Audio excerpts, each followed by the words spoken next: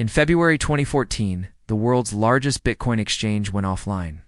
850,000 Bitcoin disappeared. No alarms, no ransom notes, just silence. This is the story of how the world's first crypto empire fell. And the investigation that tried to uncover the truth. Mt. Gox was the center of the Bitcoin universe.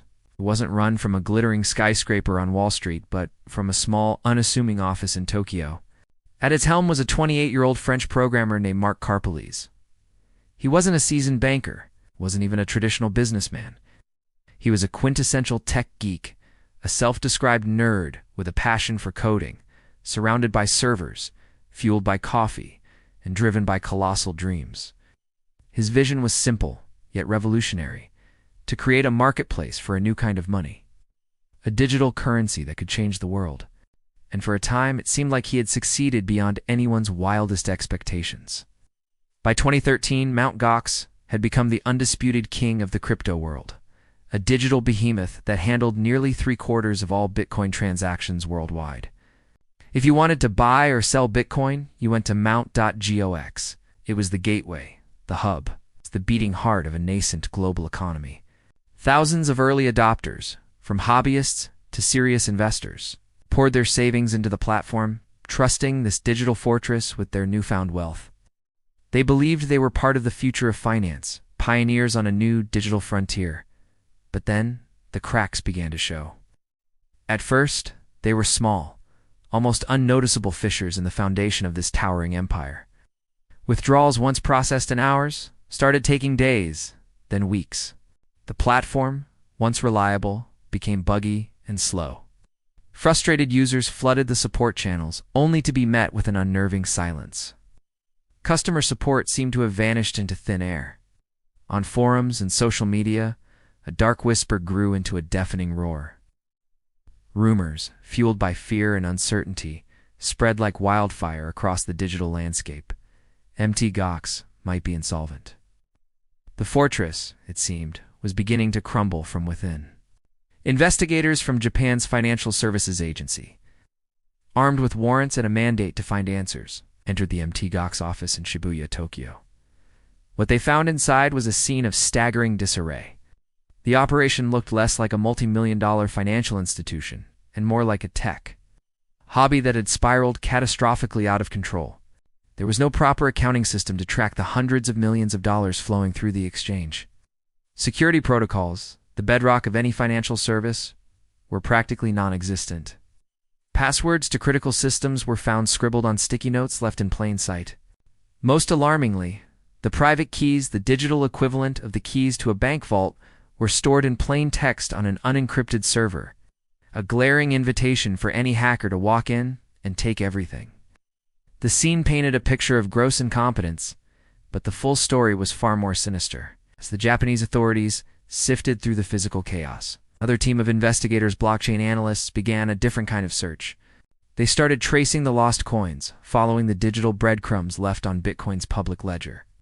It was a painstaking process, a digital forensic investigation on an unprecedented scale, tracking the flow of funds transaction by transaction across thousands of anonymous wallets. And what they uncovered was chilling. The theft wasn't a single catastrophic event.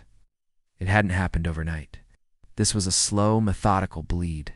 Bit by bit, Bitcoin had been leaking out of Mt.Gox single quotes coffers since as early as 2011, long before the public panic. Long before the withdrawal freezes, long before almost anyone noticed something was terribly wrong. In 2015, after years of meticulous digital detective work, investigators finally identified a key suspect in the heist, a Russian national named Alexander Vinnik. He was accused of operating a rival, shadowy exchange called BTCE, which served as a money laundering hub for the criminal underworld. The blockchain analysis revealed a damning trail. Hundreds of millions of dollars worth of Bitcoin flowed directly from compromised Mt. Gox wallets into wallets controlled by BTCE. From there, the stolen funds were put through a digital washing machine, mixed with other funds, split into smaller amounts, and sold off on the open market, effectively erasing their criminal origins. Vinnik was eventually arrested while on vacation in Greece in 2017, accused of running one of the largest and most sophisticated crypto laundering operations in history. But the case didn't end there. Vinnick's arrest was a major breakthrough, but it was not the final chapter. Because even after investigators had linked him to a significant portion of the stolen funds, a vast amount of the missing Bitcoin was still unaccounted for. The digital trail grew cold, suggesting that Vinnick may not have been the only one with his hands in the digital cookie jar. Someone else, or perhaps multiple other parties, had already cashed out their share of the loot, vanishing back into the shadows of the internet, leaving victims with more questions than answers. The mystery of the missing coins was far from solved. Meanwhile, back in Tokyo, the architect of the fallen empire, Mark Karpeles, faced his own legal reckoning. He was arrested and put on trial in Japan, facing charges of embezzlement and data manipulation. Standing before the court, he vehemently denied stealing any of the funds.